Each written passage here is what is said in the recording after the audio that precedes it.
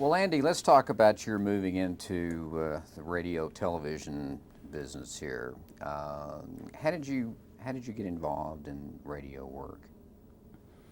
Oh, it's like you're asking me for my life history after the war. I'd written a book with Bud Hutton, and we came back to New York and got tied up with a sort of agent who had done comic strips. He had the Red Ryder comic strip, and the comic strip had sold to Hollywood, so he had connections in Hollywood.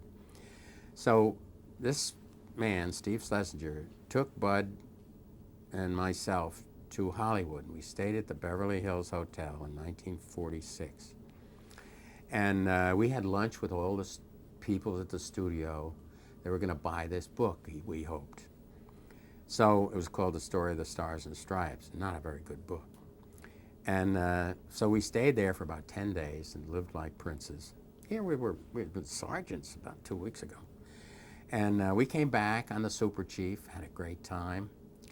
And I said to Steve Schlesinger, I said, I thought you wanted to sell it to MGM. We had lunch with everybody or dinner with everybody but MGM. He said, 3 days later, MGM had heard, you know, we got all this publicity. I was so naive.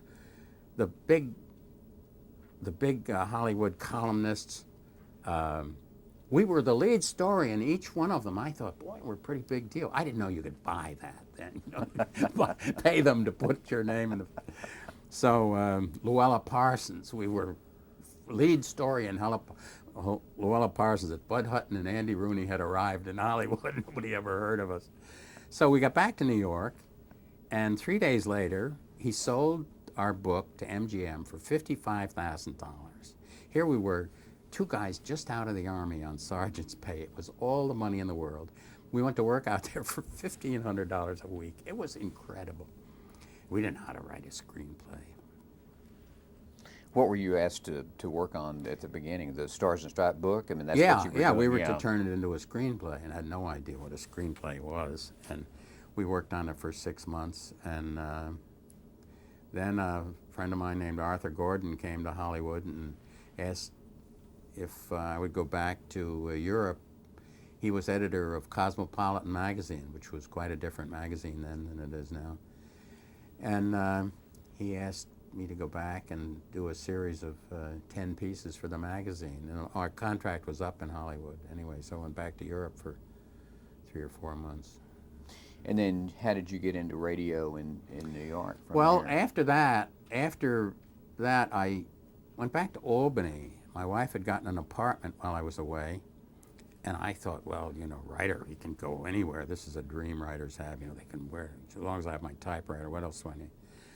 So I started writing in Albany, and I did another book out of my experiences in Europe called Conqueror's Peace. And it took a year, and it sold nothing. It sold 2,000 copies. By this time, I was getting short of money again. I mean, it had been a year since I'd had any income. So I started coming down to New York looking for work, and I went into CBS. And I had known Ed Murrow. I looked for work from Ed Murrow. I guess that's why I'm not as friendly to him as I might be. He didn't give me the job. But I knew Fred Friendly, who was a great friend of mine. And so I looked for work there and didn't get it. But then there was the news director, radio news director, named Ted Church. And he had a man on the air who was a hero to a great many people who knew him, named Don Hollenbeck. He did a show called News of America, radio. And they gave me a job doing little spots, with minute or 2 minute spots within this radio show, News of America. I remember the first one I ever did. I went over to New Jersey from New York, and they had a supermarket over there. And the big deal was they had a belt that went all around the store through all the aisles. And when you came into the store, they probably revived this, you got a number or you got a bunch of tickets. And every time you picked something out, you'd put a ticket on it and put it on the belt. And you didn't ever carry anything. But when you got up to the front desk, all the items with your number on it were all packed, ready to go. And I did a report on this. And I was still living in Albany. got paid $25 for a report, and I stayed at the Commodore Hotel for $4 a night, and the train ride from Albany cost me $5. That's $9. I stayed for 2 or 3 nights, and then I had to eat. So by the time I got back to Albany, I didn't have any of the $25 left, and it was not the way to get rich, but it was an entree into television. So I was into radio, into broadcasting, I guess is the word.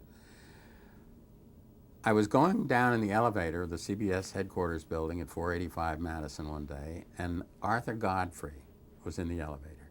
Well, Arthur Godfrey, his memory is gone, and it's a mystery to me why. Arthur Godfrey was bigger in radio and television than anybody has ever been before or since. He was bigger than Ed Sullivan, even though the theater over here is named for Ed Sullivan, not for Godfrey, where Godfrey broadcast from. And I don't know why Godfrey's memory has so completely disappeared as it has. It's a mystery. But Arthur Godfrey was in the elevator, and I said to him, I'd like to do some writing.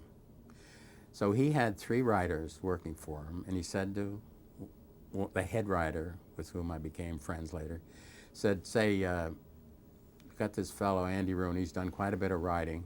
Would you have lunch with him and see if he can write? So I was hired to write for Godfrey, and I spent 5 years writing for Godfrey. And this all came from an elevator meeting. Elevator ride, yeah. About what year was That this? was 49 through 55.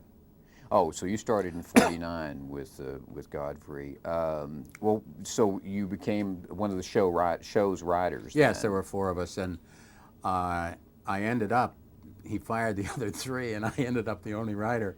And I was doing something called Talent Scouts, which was on Monday night, first, second, or third rated show every single week. Arthur Godfrey and his friends was an hour on Wednesday night, and that was always in the top 5. And 5 hour-and-a-half morning shows, an hour and a half every morning, 5 days a week. And I was trying to write them all. And it just got too much for me. And I was aware that I had a good job. I was making more than most of my friends. That when I left, I was making about $60,000, which was quite a bit of money. This was in 1955. And I had been broke, too. I had been in financial trouble. So I sort of glad, in retrospect, I was, because I just like having money in my pocket better than I would have if I had never been broke. I think it gives me a great deal of satisfaction feeling a small lump of $20 bills from memory of not having any. So I finally couldn't do Godfrey anymore, and I wasn't getting along with him that well, but I decided to quit. And then I went to work for a CBS morning show. And it was interesting. That 5 years I spent, this was 49 to 55. And we were across the street from the main CBS office building. But this was the period during which television was born. I wake up some mornings and I said, my God, I'm old enough to have been in on the beginning of television.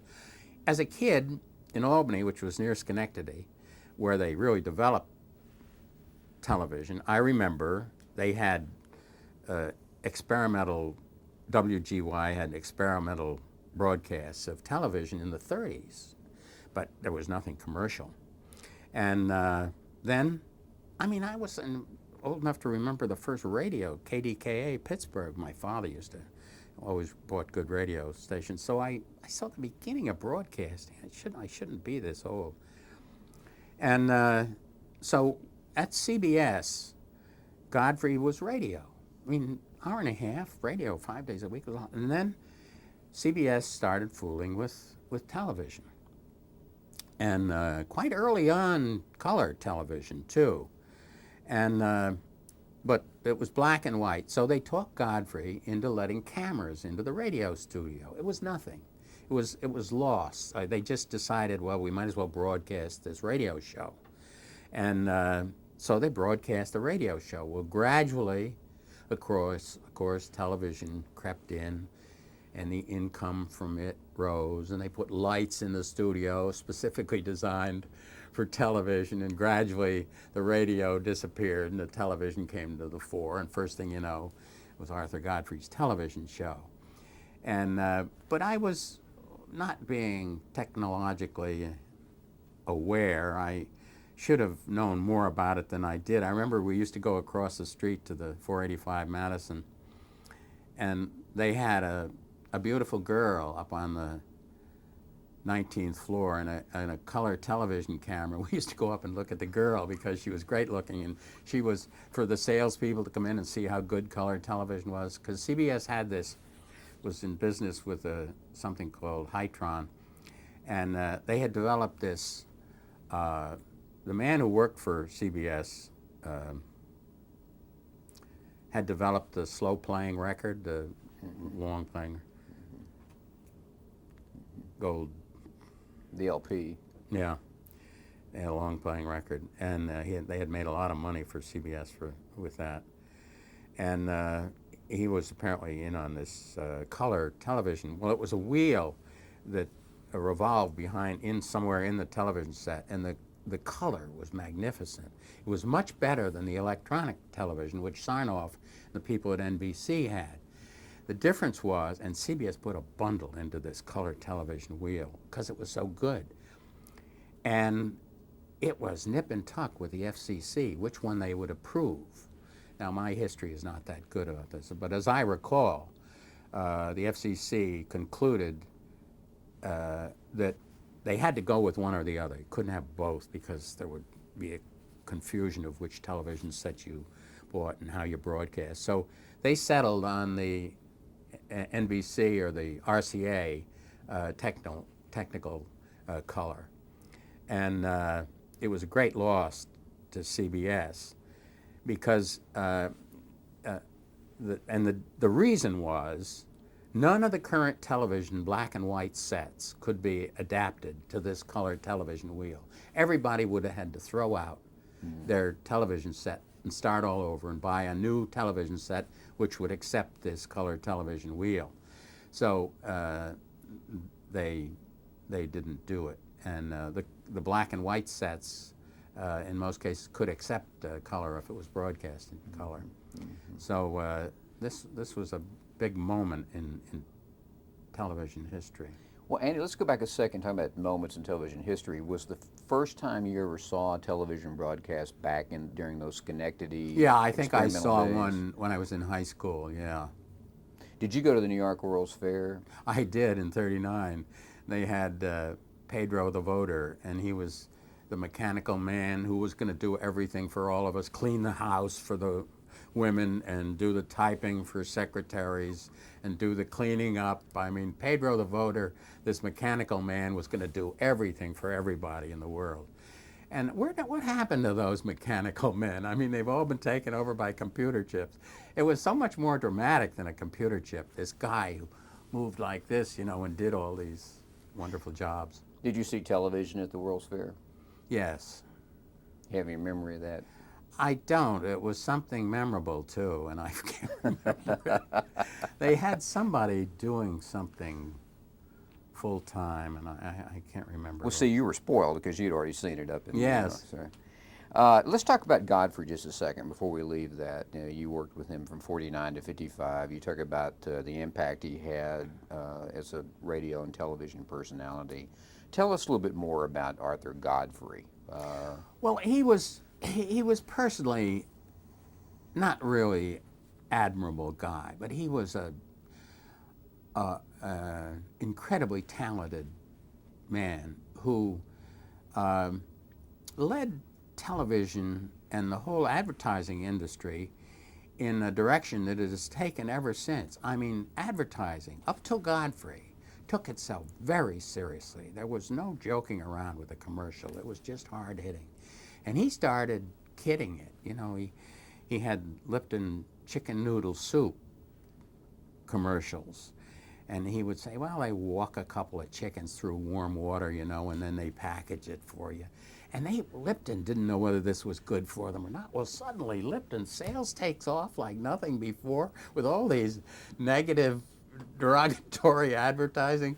He was knocking, and he was always pretty careful to knock the people doing the commercials rather than the product itself, but even often knock the product in an amusing sort of way. And it took over, and you still see it. I mean, Godfrey started that trend in advertising. He was a genius. He could talk for an hour and a half every morning and make it interesting to people.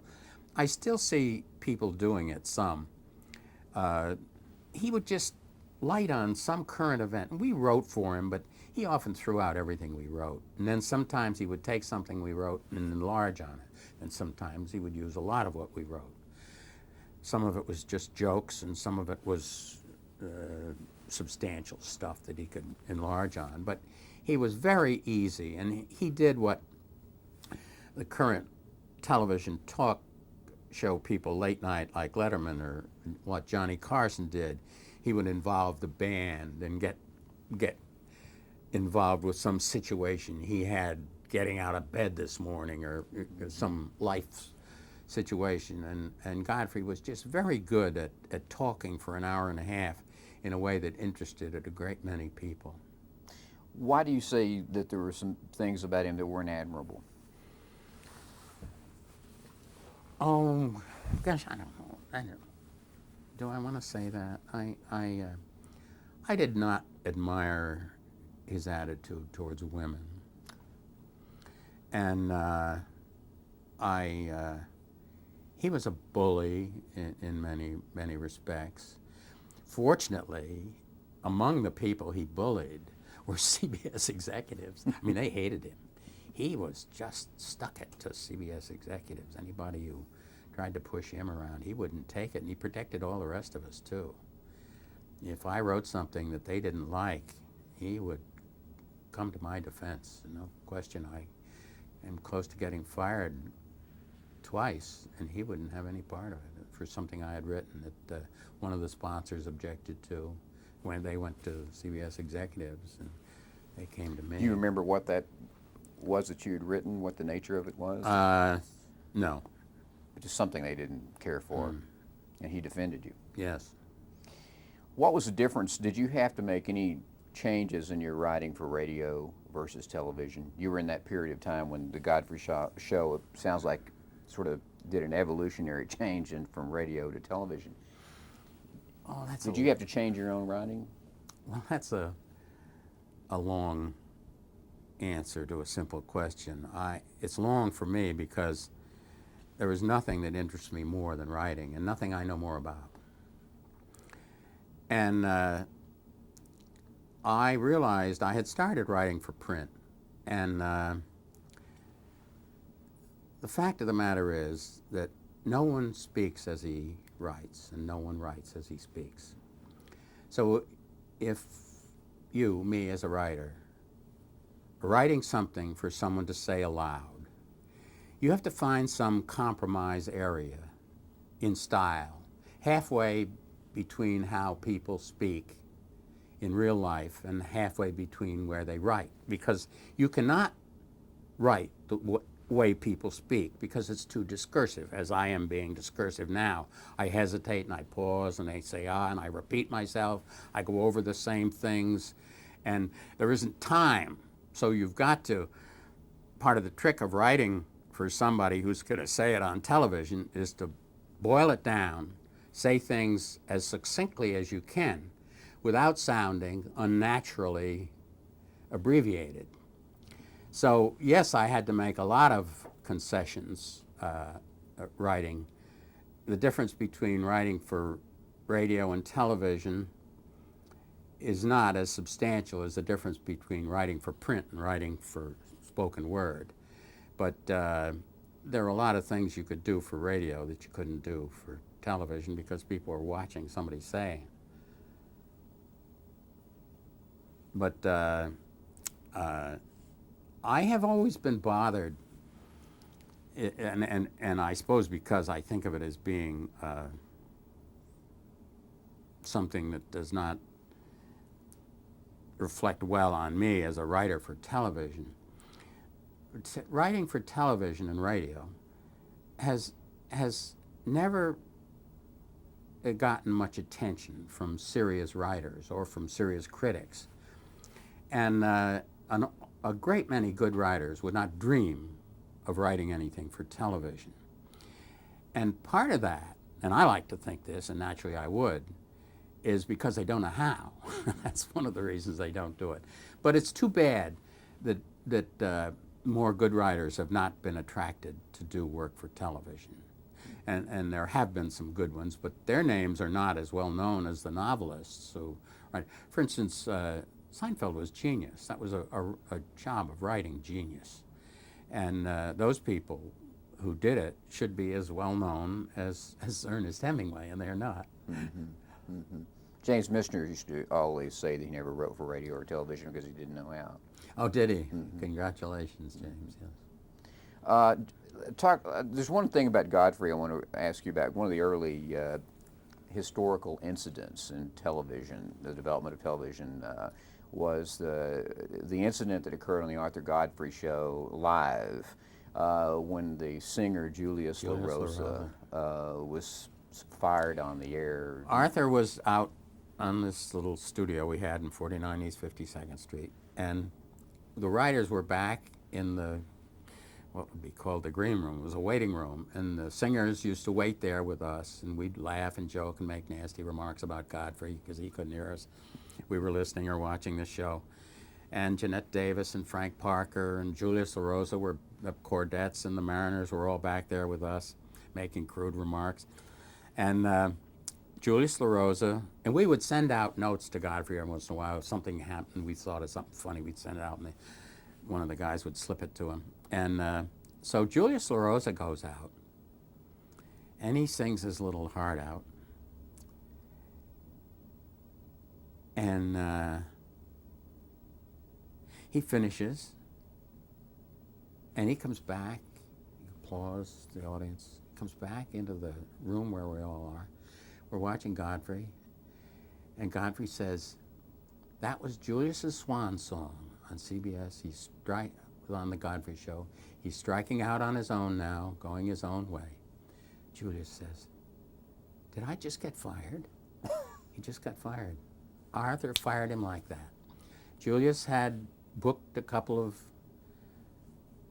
nightclubs or something, I'm not sure what it was, for himself without talking to Godfrey about it first. Godfrey had picked him out of the Navy and thought he had invented Julius LaRosa and didn't want him to do anything that was not under Godfrey's auspices, and he fired him. It was an incredible thing. It seems so simple now, but it shocked all of us. Mm-hmm. Mm-hmm. Let's talk about the Gary Moore show a little bit. Did you go from Godfrey into Gary Moore, or do you work for the two of them together? No, it was after, I'm not sure the order here. I think I did the CBS morning show with Will Rogers Jr. first before I did I started writing a radio show, a 10-minute-a-day radio show for Gary Moore. It was 10 minutes a day, 5 days a week. Well, that's the show I'm thinking about. Yeah, it was with Durward Kirby, and it was... So you worked for both Godfrey and Gary Moore then. Well, how did you start working for Gary Moore in radio? Well, he was very aware of my writing from what I had done for Godfrey, and then he substituted for Godfrey a couple of times, and I wrote for him then. And he was a great guy. Gary Moore was one of the great people ever in this industry. Really a decent, great, bright human being. I liked him a lot. What were his strengths as a personality? Well, he knew what humor was. He had a very analytical mind. He was quick and funny, but he was not so much as a comedian as he was someone who knew what was funny and could say it. And he knew people who were funny and could draw on them. He was a great friend of Jimmy Durante's, and he would bring him in. And he had great delivery, but he was not what I would call a comedian himself. When you sit down to write for Godfrey, and you have Godfrey in mind, and then you sit down to write for Gary Moore, did you have to write differently to? Oh, I did, and the Gary Moore stuff was a good deal more satisfying to do. For Godfrey, I would take an item out of the newspaper and write a comment on it that would last for maybe 45 seconds. With Gary Moore and Durward, writing dialogue is a great deal easier than writing monologue because you got a foil for yourself. You can take both sides of an argument if you're the writer, and you have all this stuff to say on both sides.